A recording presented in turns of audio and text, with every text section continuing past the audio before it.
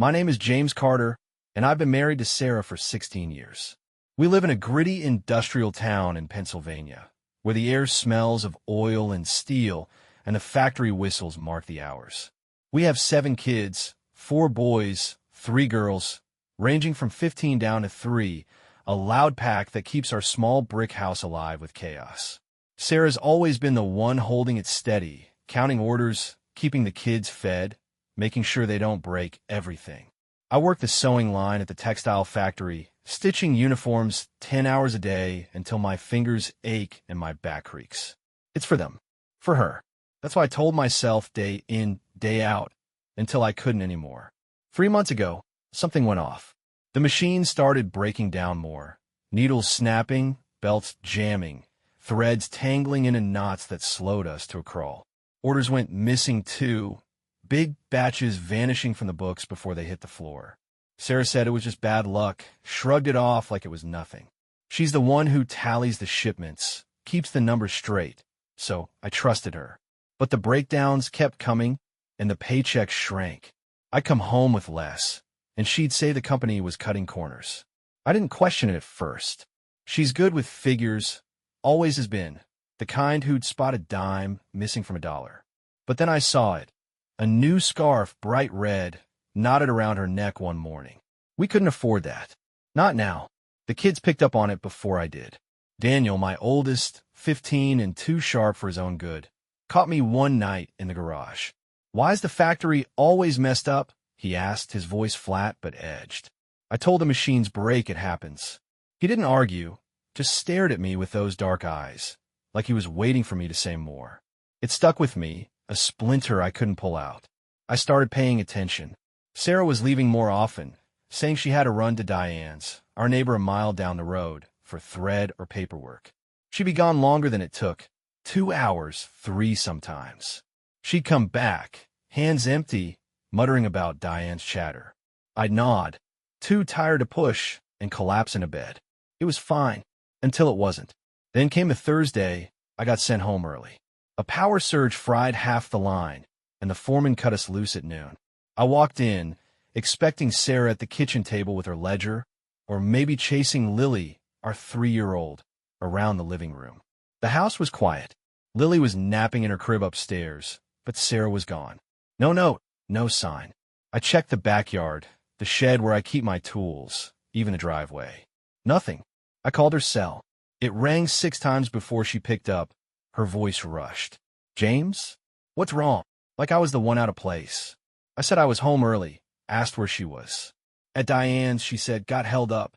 I heard a faint hum through the line. No kids yelling, no Diane's TV blaring. Just silence and a low rumble, like a truck idling. I told her to come back. Hung up, felt my gut twist.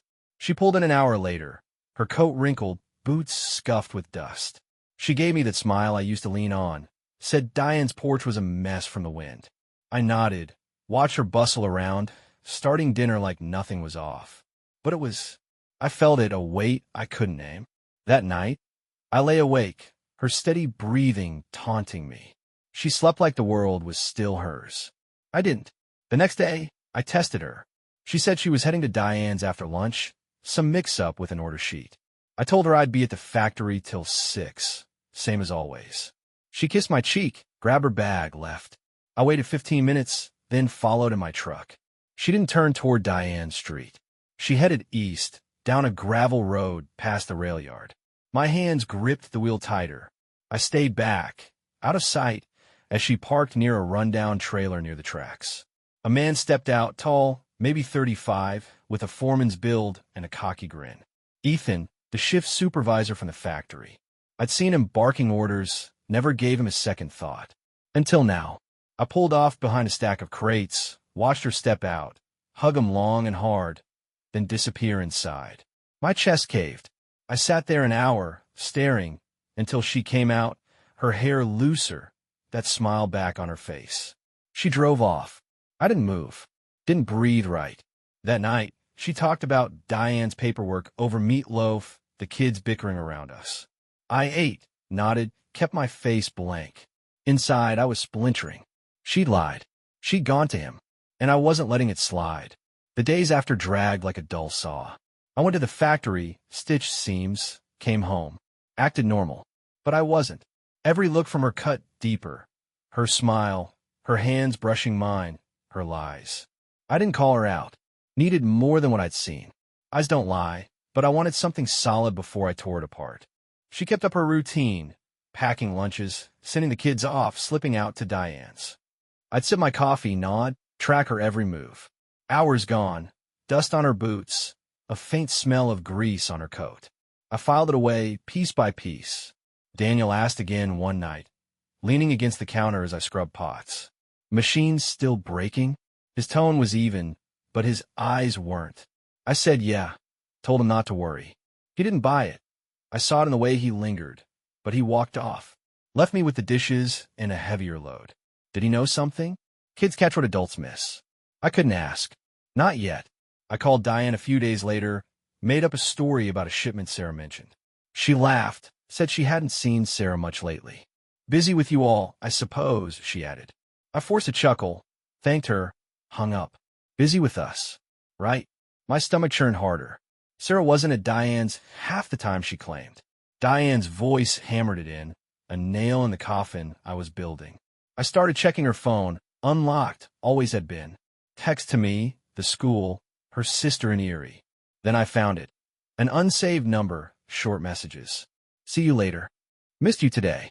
Late night replies, casual, too familiar. I didn't need a name.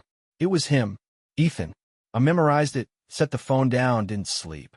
How long had it been? Months? More? The kids are mine. They had my jaw, my temper, but doubt gnawed anyway. I pushed it down, focused on what I knew. She was meeting him. She was lying. That was enough. I followed her again the next Saturday, a week after that first tale. Sarah said she was off to Diane's to sort some fabric samples, kissed me quick, and left in her beat-up sedan. I told her I'd be fixing the shed all day, wave her off, waited 10 minutes.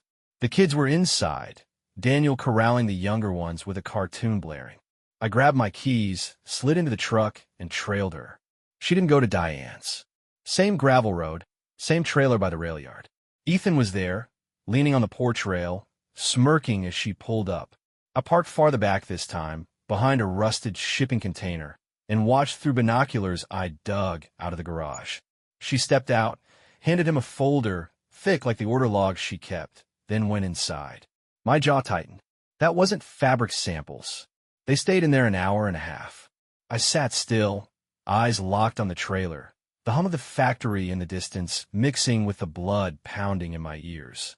She came out, coat unbuttoned, hair tucked behind her ears in a way she never did at home. Ethan walked her to the car, leaned in close, said something that made her laugh. She drove off. He went back inside, still grinning. I waited till her dust trail faded, then drove home, slow, mind spinning. She was giving him something from work. Orders. Maybe. Money tied to them. And I was starting to see it. Those machine breakdowns weren't accidents. She got back before dinner, humming as she stirred a pot of chili. Said Diane's samples were a mess. Took forever to organize. I nodded, ate, kept my face steady while the kids fought over the last cornbread. Inside, I was coiling tighter. She'd lied again, smooth as ever, and now I had a thread to pull. That night, I lay beside her, eyes on the ceiling, her breathing even and calm. I didn't sleep. Couldn't. The folder nagged at me. What was in it? How deep did this go? The factory got worse after that. Monday, 2 machines seized up, gears grinding like they'd been fed sand. Tuesday, a whole shipment of thread vanished. 300 spools, gone from the stockroom overnight. The foreman chewed us out, said someone was screwing up bad. Sarah came home late those days, said she'd stayed to recount inventory. I watched her hang her coat, saw a smudge of grease on the sleeve, same kind that stained Ethan's coveralls. I didn't say anything, just filed away with the rest, the scarf, the lies, the folder, the grease. It was stacking up, and I wasn't letting it sit. Daniel cornered me again, Wednesday night, out by the shed where I was sharpening a saw. "Mom's acting weird," he said, hands in his pockets, voice low. I asked what he meant. He shrugged, said she was jumpy, always on her phone. I told him she was stressed, work stuff. He nodded, but his eyes didn't move off me. like he was testing my answer. I sent him inside, said I'd finish up. He left, but that look stayed with me. He was seeing it too, the cracks I'd missed for months.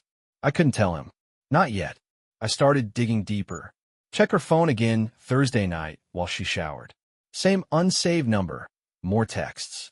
Need more tomorrow. Can't wait to see you. Her replies were short, flirty. I'll bring it. Miss you too. I stared at the screen till it blurred, memorized the pattern. Late nights, quick exchanges. It was Ethan, no doubt now. I put the phone back, sat on the edge of the bed, let it sink in. She was meeting him regular, passing him something from work. The machines, the missing stock, it tied together. They were bleeding the factory, and I was the fool footing the bill. Friday, I called in sick, stayed home to watch her. She didn't expect it, frowned when I said I'd rest, told me to take it easy. She left at noon, said she was grabbing thread from Diane's. I gave her 20 minutes, then followed. Back to the trailer, same routine. Ethan met her at the door, took another folder, pulled her inside. I parked across the tracks, watched through the binoculars. 2 hours this time. She came out, adjusting her scarf, that red one, and drove off. I didn't go after her. Waited till Ethan stepped out, lit his cigarette, stared at the sky like he owned it. I drove home, got there before her, sat in the kitchen with a beer. She walked in, said Diane's kid was sick, took longer than planned. I nodded, sipped, kept it inside. She didn't know I'd seen. The weekend was quiet, but my head wasn't. Sarah cooked, cleaned, played normal. I went through the motions, fixed a leaky faucet, helped Lily with a puzzle, watched her every move. She kept slipping out, short trips, always with an excuse. I stopped asking where, just tracked the time. An hour here, 2 there. Monday, I went back to work, saw another machine down, belt slashed clean through. The crew grumbled, but I stayed quiet, stitched my quota, watched Ethan strut around the floor like nothing was wrong. He didn't look at me. Didn't need to. I knew. I asked around town that week, casual, at the diner or the gas station. People knew Ethan, shift boss, good with tools, bad with debts. Owed money to half the barflies, dodged them with that grin. No one linked him to Sarah. They were smart about it. I wasn't after rumors. I was building a map. Checked her phone again, new text. Friday's big. Be ready. It was Wednesday. I waited. Friday. She said she'd be at Diane's after supper. Left at 6. I told Daniel I had an errand, left him in charge, followed her. Trailer again. She handed Ethan a heavy envelope, went inside. I watched from the tracks, binoculars steady. She left at 9. He kissed her at the door. I didn't go home. Waited till his lights went out, crept up to the trailer. Peered through a cracked window, desk cluttered, empty beer cans, that envelope open with papers spilling out. Order sheets, factory stamps. She'd taken them. I stood there, staring, feeling it settle. Then I drove back. She was in bed when I got home, pretending to sleep. I didn't speak. Lay beside her, mind racing. I wasn't ready to break it open. Wanted them comfortable, careless. Wanted to hit them hard, quiet, where it hurt most. Saturday, she made pancakes, laughed with the kids. I ate, watched her, said nothing. She didn't know I'd been there. Didn't know I was winding up. But I was. And this was just the start. Weeks slid by after that Friday, and I kept my silence. Sarah didn't suspect a thing, stuck to her routine, cooking breakfast, herding the kids, slipping out to Diane's whenever she could. I stuck to mine, factory, home, watching her every move. But I wasn't the same James anymore. I was a man hollowed out, seeing betrayal in the way she flipped eggs or folded laundry. Her touch felt like a lie, her voice a blade I couldn't dodge. I buried it deep, let her think I was still in the dark. Needed more than glimpses through a trailer window. Needed to know exactly what they were doing, how far it stretched. She kept meeting him, and I kept tracking, piecing it together slow. The factory stayed a mess. Machines broke down every other day. Motors burned out, blades dulled faster than they should. Shipments kept disappearing too, bolts of fabric, boxes of thread, gone before they hit the floor. The crew muttered about sabotage, but no one pointed fingers. Ethan prowled the line, barking orders, acting like he owned the place. He'd linger near Sarah's desk sometimes, her little corner by the loading dock where she tallied orders. They'd talk low, heads close, then split quick if anyone walked by. I saw it all, filed it with the grease stains, the scarf, the folder she'd handed him. Daniel brought it up again one night, out back while I patched a tire on the truck. "Mom's hiding something," he said, kicking gravel, voice flat. I asked what he'd seen. He said she'd been sneaking calls, stepping outside when she thought no one noticed. I told him it was probably work, brushed it off. He didn't push, but his jaw tightened, and he walked off slow. That gnawed at me. He was too close, picking up threads I couldn't let him pull yet. Lily asked the next morning why Mommy was so quiet lately, her big eyes locked on me over oatmeal. I said she was tired, sent her to play. Kids see too much. I had to keep them out of it. I called Diane again midweek, faked a story about a mix-up with an order Sarah mentioned. She sounded confused, said Sarah hadn't been over in weeks. "Must be swamped with you all," she laughed. I laughed too, hollow, thanked her, hung up. Swamped with us? Sure. It was concrete now. Diane wasn't her cover half the time. Sarah was somewhere else, with him. I checked her phone that night while she bathed Lily. Same number, new texts. "Big one tomorrow. Can't wait." Her reply, "I'll have it ready." I set it down, sat on the couch, let it burn into me. Tomorrow. I'd be there. Thursday. She said she'd be at Diane's after lunch, left at 1.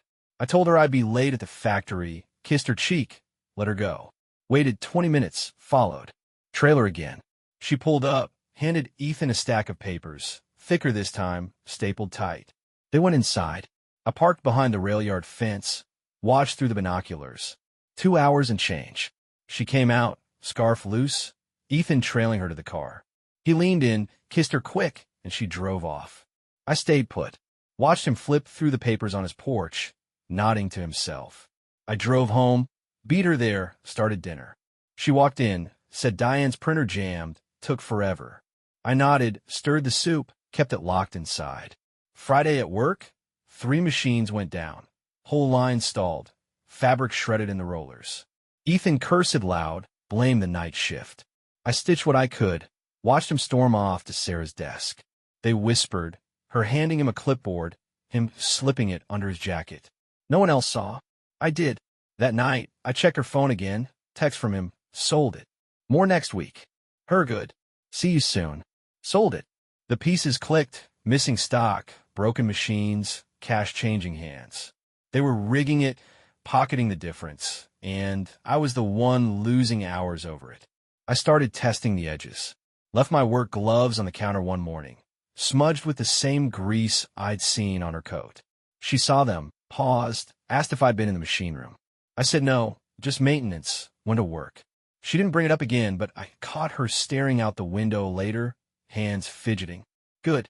I wanted her off balance. That night, I left a factory invoice on the table. Old one, nothing special, but dated from a day she'd been at Diane's. She found it, folded it fast, tucked it in her pocket when she thought I wasn't looking. I was. She didn't ask about it, just moved quicker around the house like she could outrun whatever was creeping up. I followed her again the next Tuesday. Same road, same trailer. She didn't go in this time. Sat in her car a full minute, head down, gripping the wheel. Then she got out, handed Ethan a small bag, left fast. No keys, no es mai. He watched her go, face hard, then went inside. Something was shifting between them. I didn't care why. Stayed an hour, saw him come out, count cash from the bag. Factory tag still on the bills. My hands clenched, but I drove off. That night, she barely spoke, burned the rice, snapped at Lily for spilling milk. I cleaned it up, watched her, said nothing. She was fraying, and I was winding tighter. I asked around more, subtle, at the bar after shift. Guys said Ethan was flush lately, new boots, paying tabs he'd dodged for months. No one knew where it came from. I did. Check her phone again. Text. They're asking questions. Be careful. His reply. They've got nothing. Relax. Nothing. I'd give them something. Lay in bed that night, her beside me, planning. I wasn't blowing it up yet. Wanted them deeper, sloppier. Wanted to bury them slow. Sunday, she made eggs, smiled thin at the kids. I ate, watched her crack, said nothing. She didn't know I was closing in. But I was. Time kept grinding on, and I kept pushing. Sarah didn't see it coming. Kept her lies flowing. Breakfast on the table, kids off to school, trips to Diane's every few days. I kept my rhythm, factory, home, tracking her. But I was different now, a machine myself, gears turning cold and steady. Every word she said felt like static. Every glance a test, I was failing. I swallowed it. Let her think I was still the same tired James. Needed them careless. Needed every move they made laid bare. She met Ethan regular, and I followed when I could, mapping their game, tightening my grip. The factory was a war zone. Machines died faster. Rollers snapping, wires frying, whole runs of fabric ruined before lunch. Stock kept vanishing, spools, bolts, even die vats 1 week. The crew was on edge, whispering about a thief, but Ethan shut it down, said it was sloppy work. He'd hover near Sarah's desk, passing notes, brushing her arm when he thought no one saw. I saw, watched her stuff papers in her bag, watched him pocket them. They were bleeding the place dry, and my hours were the ones getting cut. I didn't complain. Kept quiet, let them play it out. Daniel asked again one night, in the garage while I sorted tools. "Mom's scared," he said, voice low, eyes on me. I asked what he'd heard. He said she'd been on the phone late, crying, saying she was sorry. I told him it was nothing, maybe a fight with Diane. He didn't blink, just stared, then walked off. Lily piped up the next day, tugging my sleeve at breakfast. "Why's Mommy mad all the time?" I said she was busy, sent her to color. Their questions piled up, weights I couldn't shake. They were in this too, even if they didn't know it. I checked her phone more, caught it one morning while she showered. Text from Ethan. "Next batch Wednesday. Big payout." Her, "I'll get it. Careful." I put it back, sipped my coffee, waited. Wednesday. She said she'd be at Diane's late, left at 4. I followed after dropping Lily at a neighbor's, told Daniel I'd be quick. Trailer again. She handed him a bulging envelope, stayed an hour. I watched from the tracks, binoculars steady. She left, face tight, no scarf this time. Ethan counted the cash inside, smirking. I drove home, got there first, started laundry. She walked in, said Diane's car broke down, took forever to fix. I nodded, folded towels, kept it inside. Thursday, the factory lost a dye machine. Motor smoked out, purple stains all over the floor. Ethan blamed a rookie, but I saw Sarah slip him a key after, saw him tuck it away. That key opened the stockroom. I stitched my quota, watched them, said nothing. Friday, I left a wrench on the counter. Factory issue, greasy, out of place. She saw it, froze, asked if I'd been fixing machines.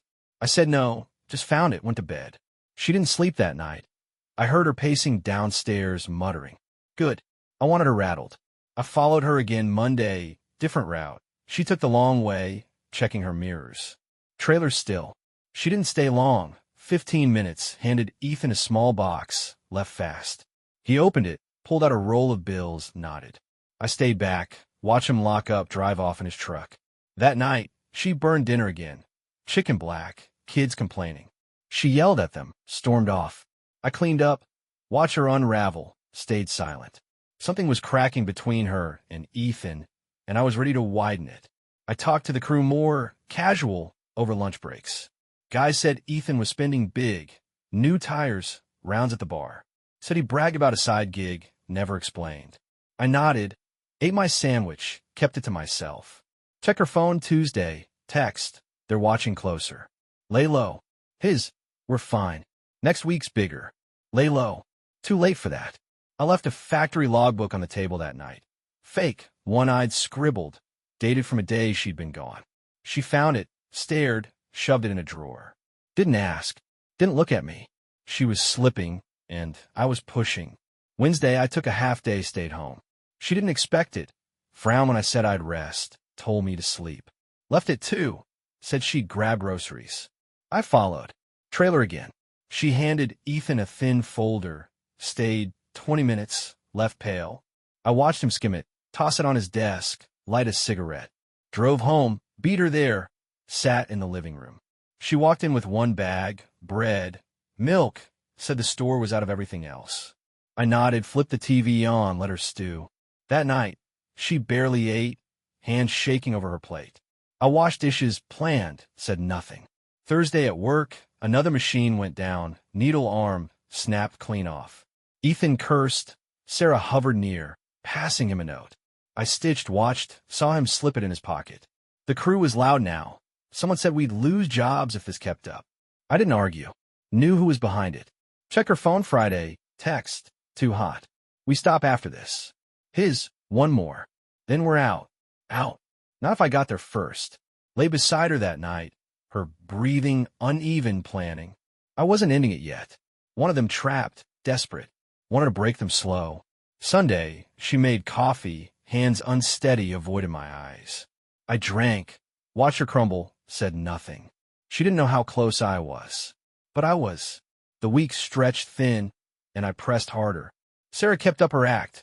Pancakes for the kids, laundry in piles, trips to Diane's that dragged longer each time. I kept mine, factory, home, shadowing her. But I wasn't just watching now. I was moving pieces, turning screws, setting traps she couldn't see. Her lies were fraying at the edges, her smiles thinner, her hands twitchier. I let her think I was still blind, still the same worn-out James. Needed them overconfident, needed every thread of their scheme exposed. She met Ethan less, but the meetings were heavier. More papers, more cash, more risk. I tracked it all, closing the net slow. The factory was chaos. Machines failed daily, belts shredded, motors seized, fabric jammed till it tore. Stock vanished faster. Whole pallets of cloth, crates of buttons, gone overnight. The foreman raged, threatened layoffs, but Ethan brushed it off, said it'd pass. He'd linger near Sarah's desk, passing whispers. Taking envelopes, she slid under her ledger. I stitched my runs, watched them, saw the grease on his hands match the stains on her bag. They were gutting the place, and my paycheck was shrinking with it. I didn't complain. Kept quiet, let them dig deeper. Daniel caught me again one night, in the yard while I stacked firewood. "Mom's lying," he said, voice steady, eyes hard. I asked what he'd heard. He said she'd been on the phone late, crying, saying she was sorry. I told him it was nothing, maybe a fight with Diane. He didn't buy it, stood there, arms crossed, then walked off. Lily asked the next morning why Mommy's eyes were red, tugging my pant leg over cereal. I said she didn't sleep well, sent her to play. Their words stuck like burrs, pricking me. They were too close to it, and I couldn't pull them in yet. I checked her phone more, caught it one afternoon while she napped. Text from Ethan. Last one Friday. Big score. Her, I'm scared. After this, we stop. Him, we're golden. Trust me. I put it back, sat on the porch, let it simmer. Friday. I be ready. Left a factory key on the counter that night. Spare, one I'd lifted from the line. She saw it, froze, asked if I'd been in the stockroom. I said no, found it in my locker, went to bed. She didn't sleep. Heard her pacing, muttering downstairs. Good. I wanted her unraveling. Thursday. She said she'd be at Diane's late, left at 5. I followed after telling Daniel I'd run to the store, left him with the kids. Trailer again. She handed Ethan a thick packet. Order sheets, factory seals visible. Stayed an hour, left fast, no goodbye. I watched from the tracks, binoculars steady. Ethan skimmed it, grinned, tucked it in a drawer. I drove home, got there first, started supper. She walked in, said Diane's kid had a fever, took forever to settle. I nodded, served the stew, kept it inside. She barely ate, hands trembling, eyes darting. She was breaking, and I was pushing. Friday at work, the line crashed. 2 machines smoked out, fabric tangled in gears. Ethan yelled. Sarah hovered, passing him a small bag.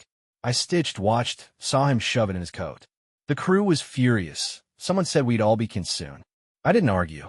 Knew the truth. Checked her phone that night. Text. It's done. We're out. His. Meet me tomorrow. Celebrate. Celebrate. Not yet. I left a factory stamp on the table. Old, smudged, nothing big. She found it, stared, hid it in her purse.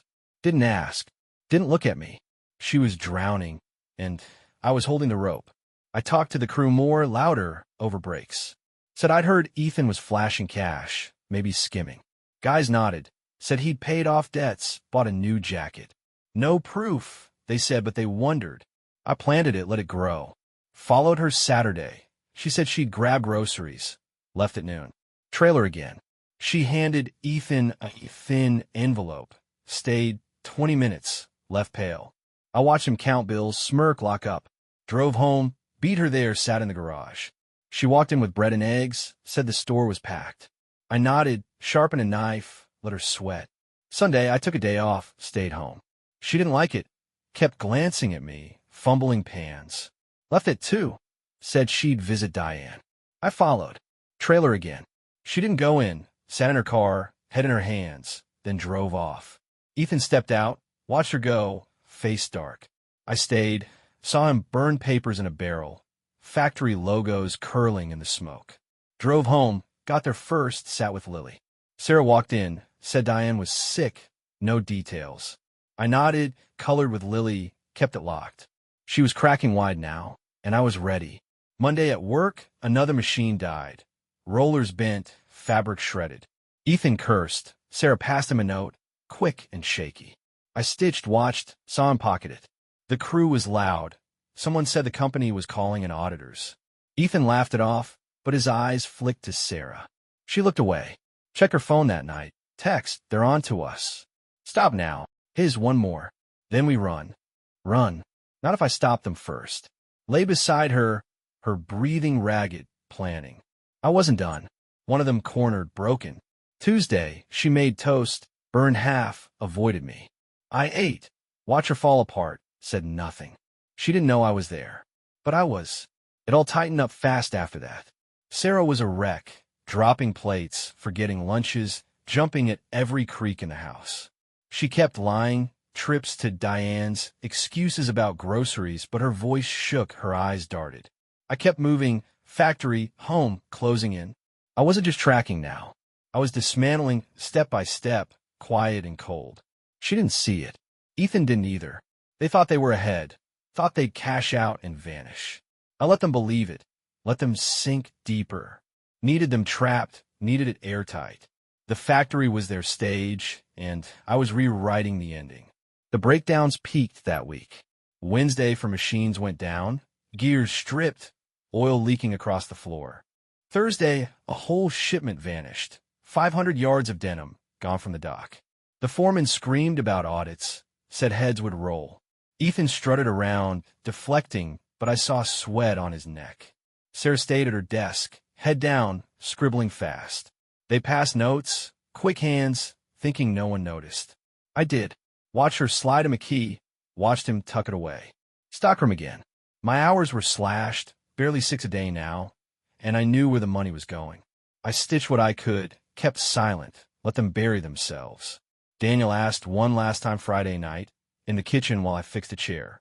Mom's leaving us, isn't she? His voice was flat, eyes locked on me. I stopped, asked what he meant. He said she'd packed a bag, hid it in the closet, kept whispering on the phone. I told him no, she was just tired, sent him to bed. He didn't argue, but his stare cut deep. Lily asked the next morning why Mommy didn't hug her anymore, voice small over toast. I said she was busy, handed her crayons. Their words were knives, twisting in me. I couldn't shield them much longer. I checked her phone Saturday, caught it while she slept, exhausted from pacing. Text from Ethan. Tomorrow. We're done. Meet at 8. Her, I'm in. Scared but in. I put it back, sat in the dark, planned. Sunday at 8.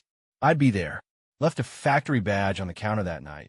Mine, scratched up, out of place. She saw it, froze, asked if I'd lost it. I said no, found it in the truck, went to bed. She didn't sleep. Heard her downstairs, rummaging, breathing hard. I wanted her panicked, wanted her running blind. Sunday, she said she'd visit Diane, left at 7. I told Daniel I'd check the factory, left him with the kids, followed. She didn't go to Diane's. Trailer again. Ethan's truck was there, loaded with boxes, factory stamps visible through the tarp. She pulled up, handed him a final envelope, thick with cash. They argued, her voice sharp, his low, then loaded more. I parked across the tracks, watched through binoculars. She stayed an hour, left at 8:30, face pale. Ethan started his truck. I didn't follow her. Waited till she was gone, till he drove off slow, headed west. I moved then. Took a gas can from my truck, half full, enough, crept to the trailer. Poured along the porch, the walls, dropped a match. Watched the flames catch, smoke curling thick. Drove to the factory next, slipped in through the back. Night guard was lazy, never checked. Found the stockroom lock, Ethan's key fit, rigged it loose with a wrench. Planted a torn order sheet, Sarah's handwriting, near the broken machines, smudged with his prints from that clipboard I'd seen. Drove home, got there before her, sat in the living room. She walked in at 9, ash pale, said Diane's house had a gas leak, chaos everywhere.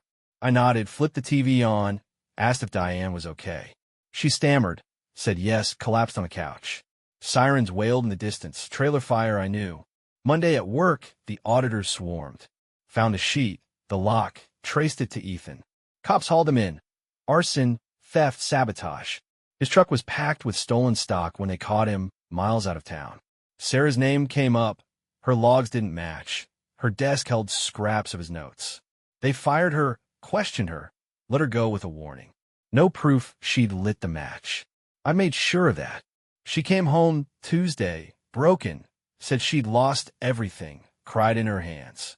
I nodded, made coffee, said we'd manage. Ethan was gone, jail, then nothing.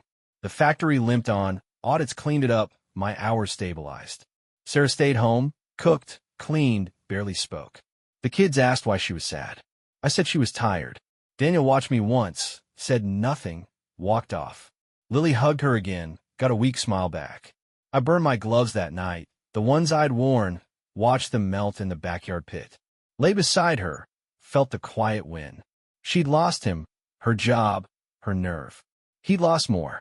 And I'd done it, steady, unseen. Life rolled on, factory, kids, coffee. I'd won. They'd never know how.